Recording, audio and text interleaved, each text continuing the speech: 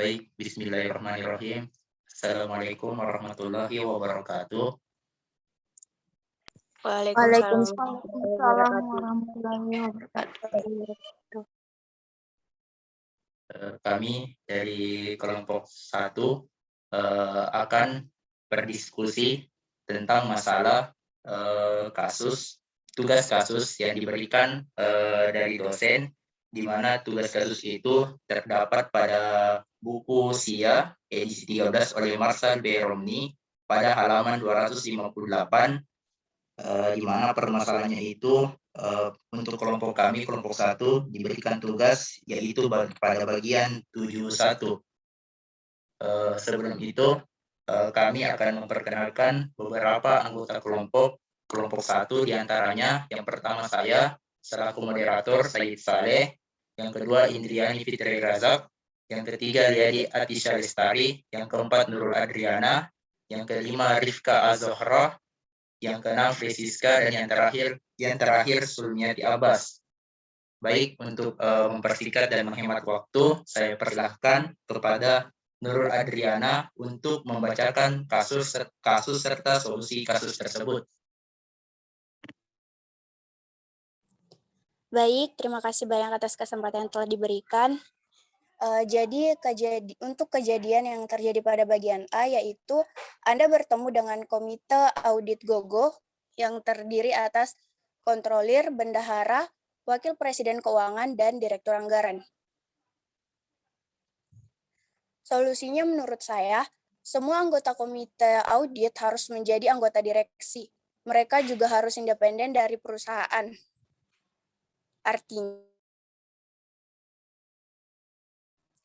Artinya tidak ada komite audit yang dapat menjadi karyawan. Komite audit bertanggung jawab untuk mengawasi struktur kontrol internal perusahaan, proses pelaporan keuangannya, dan kepatuhannya terhadap hukum, peraturan, dan standar terkait. Komite bekerja sama dengan auditor eksternal dan internal perusahaan. SOX mensyaratkan komite audit bertanggung jawab untuk merekrut, memberi kompensasi, dan mengawasi auditor untuk melaporkan semua kebijakan dan praktik akuntansi penting kepada komite audit. Selanjutnya, untuk kejadian pada bagian B, Anda mengenal bendahara sebagai mantan ajudan Ernie Eggers yang didakwa atas penipuan beberapa tahun yang lalu. Solusinya menurut saya, meskipun Anda mungkin tidak memiliki informasi spesifik yang menghubungkan bendahara perusahaan dengan penipuan sebelumnya, informasi ini harus menunjukkan perlunya memeriksa dengan saksama standar sumber daya manusia dan kebijakan serta praktik personalia berkenaan dengan perekrutan. Selanjutnya, kejadian atau kasus yang terjadi pada bagian C, yaitu manajemen menjelaskan rencananya untuk mengubah metode akuntansi atas depresiasi dari metode akselerasi menjadi garis lurus. Manajemen menyiratkan bahwa jika kantor Anda tidak sependapat dengan perubahan ini, GOGO akan mempekerjakan audit lain.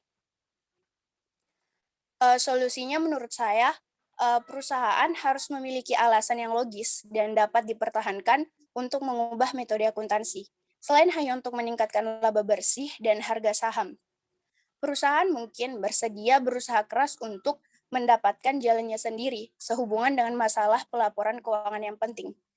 Komitmen terhadap masalah etika melibatkan praktik yang dipertanyakan, keinginan untuk membuat angka, dan lain-lain. Jika manajemen tidak memiliki alasan yang baik untuk perubahan yang diinginkan, komitmen manajemen perusahaan terhadap integritas dan nilai-nilai etika harus dievaluasi dengan cermat. Baik, itulah sekian dari penjelasan saya mengenai kejadian yang terjadi pada bagian A, B, dan C. Selanjutnya saya kembalikan kepada moderator.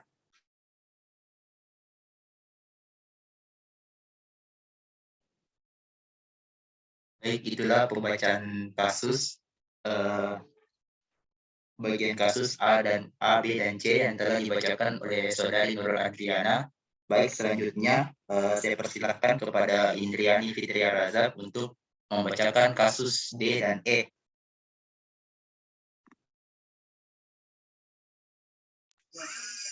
Bagian D, Anda mempelajari bahwa Wakil Presiden Keuangan mengelola staf yang terdiri atas 5 auditor internal. Solusinya, struktur organisasi dan persyaratan Dewan Direksi menyatakan bahwa audit internal harus melapor langsung ke Komite Audit Dewan Direksi daripada kepada Wakil Presiden Keuangan. Bagian E, Anda mencatat bahwa seluruh otoritas manajemen tampaknya berada pada 3 bersaudara yang bertindak sebagai CEO dan atau Presiden dan Wakil Presiden Keuangan.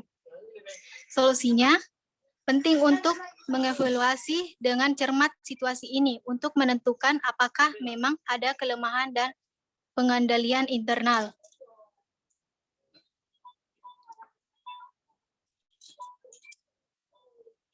Itulah tadi bagian dari C, D, dan E.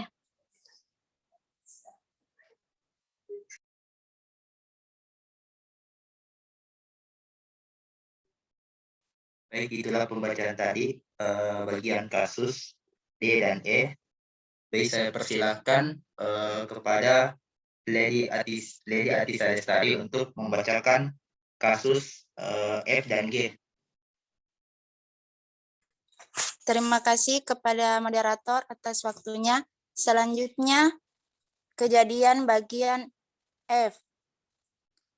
Anda diberitahu bahwa kinerja para manajer divisi dan departemen dievaluasi secara subjektif karena manajemen GoGo percaya bahwa prosedur evaluasi kinerja formal bersifat kontraproduktif.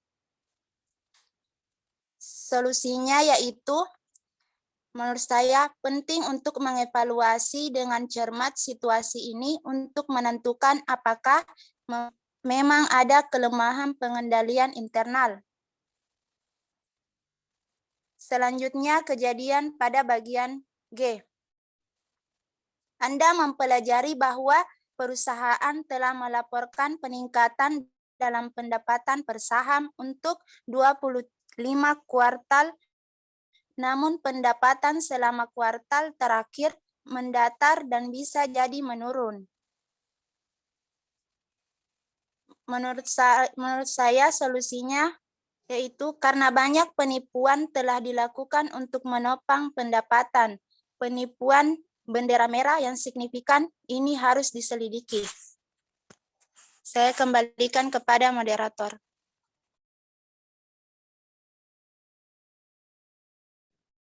Baik, itulah tadi pembacaan kasus bagian F dan G. Baik, saya persilahkan kepada Frisiska untuk membacakan kasus berikutnya. Terima kasih kepada moderator. Kejadian pada bagian H, Anda meninjau kebijakan dan prosedur manual perusahaan yang mendaftar kebijakan untuk transaksi dengan pelanggan, vendor, dan pegawai. Solusinya menurut saya, manual kebijakan dan prosedur harus mengandung lebih dari apa yang ditunjukkan. Manual harus menjelaskan praktik bisnis yang tepat, menggambarkan pengetahuan dan pengalaman yang dibutuhkan oleh profesional kunci, dan mendaftar sumber daya yang disediakan untuk melaksanakan tugas tertentu. Ini harus menjabarkan kebijakan manajemen sehubung dengan penanganan transaksi dan dokumen spesifik serta sistem dan prosedur yang digunakan untuk memproses transaksi tersebut. Ini termasuk bagan akun organisasi dan contoh salinan formulir dan dokumen. Manual harus menjadi referensi di tempat kerja yang bermanfaat bagi karyawan dan alat yang berguna dalam melatih karyawan baru. Selanjutnya kejadian bagian I. Penilaian awal Anda adalah bahwa sistem akuntansi didesain dengan baik dan menerapkan prosedur pengendalian internet yang efektif. Solusinya menurut saya itu, Anda tidak dapat mengandalkan prosedur kontrol internet yang efektif hingga Anda menguji kontrol. Selanjutnya saya kembalikan kepada moderator.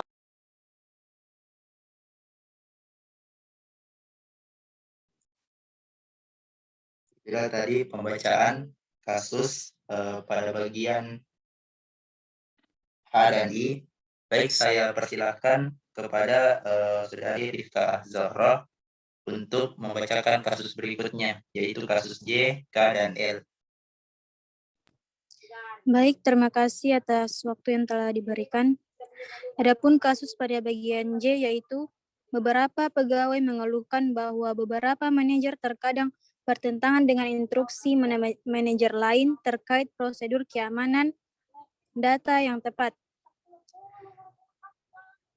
Adapun solusinya menurut saya yaitu mencapai keamanan dan kontrol yang memadai atas data organisasi harus menjadi prioritas manajemen puncak.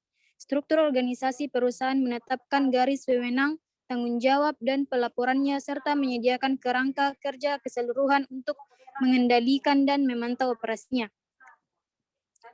Adapun kasus pada bagian K, yaitu setelah tinjauan yang teliti atas anggaran untuk proyek peningkatan keamanan data, Anda merasa bahwa anggaran tampaknya memadai.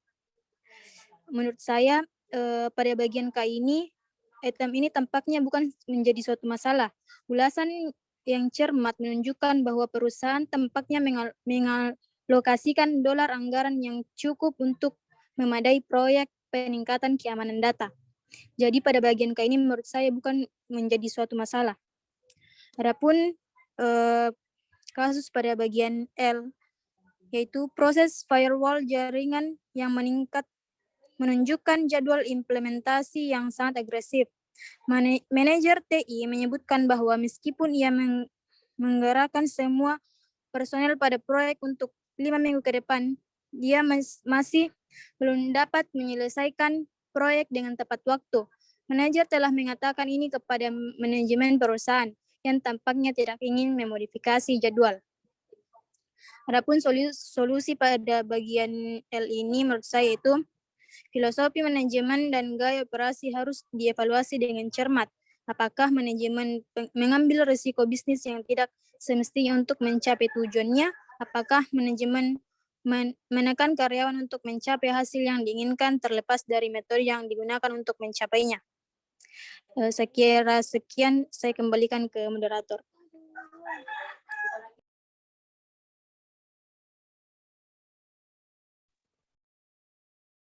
Baik, itulah tadi pembacaan kasus serta solusinya pada bagian J, K, dan L. Baik, selanjutnya saya persilahkan kepada Sumiati Abbas untuk membacakan kasus terakhir pada bagian M, N, dan O.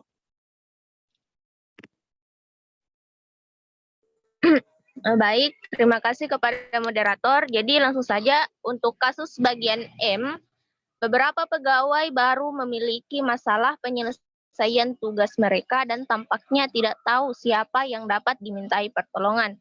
Nah, dalam hal ini solusinya adalah dengan sumber daya manusia yang baik yang mensyaratkan bahwa program pelatihan membiasakan karyawan baru dengan tanggung jawab mereka, tingkat kinerja dan perilaku yang diharapkan, serta kebijakan dan prosedur, sejarah, budaya, dan gaya operasi perusahaan.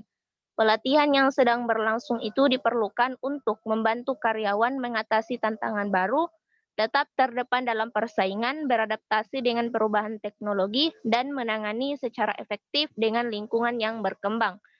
Selanjutnya untuk kasus bagian N, strategi GoGo adalah untuk mencapai pertumbuhan yang konsisten bagi pemegang sahamnya. Namun, kebijakannya adalah tidak untuk berinvestasi dalam proyek apapun kecuali periode pengembaliannya tidak lebih dari 48 bulan dan meningkatkan kembalian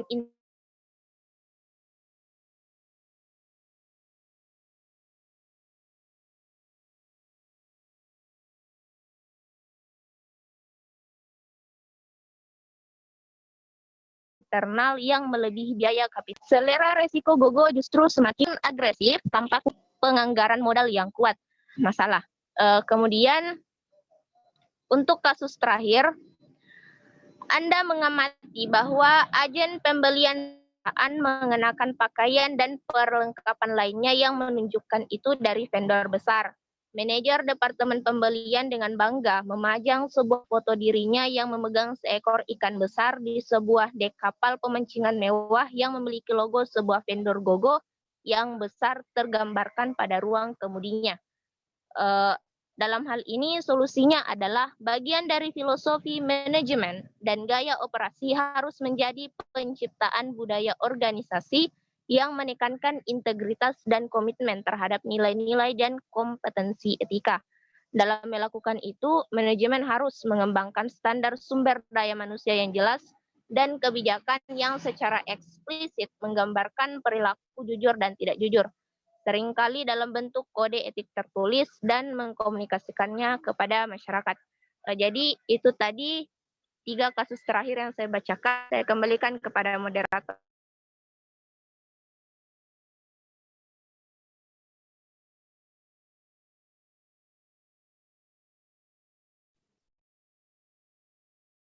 Baik, itulah beberapa contoh kasus dan serta solusi dari kasus-kasus tersebut yang telah dibacakan dari kelompok kami. Baik, itu saja yang bisa kami sampaikan dan memberikan jawaban pada kasus-kasus yang ditugaskan dari dosen.